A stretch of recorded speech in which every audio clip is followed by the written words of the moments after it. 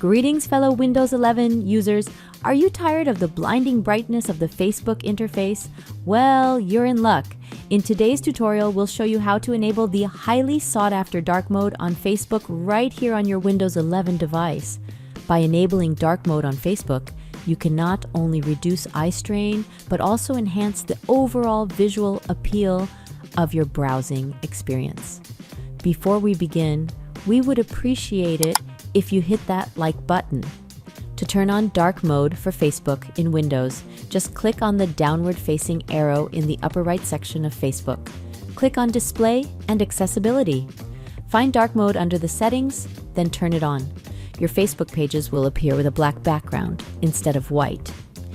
Take note that when switching from light mode to dark mode on Facebook, the setting changes across the board.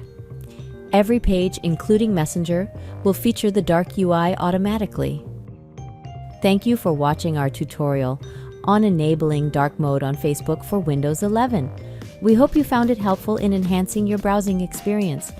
Don't forget to hit that subscribe button and stay connected for more tech tutorials and exciting content.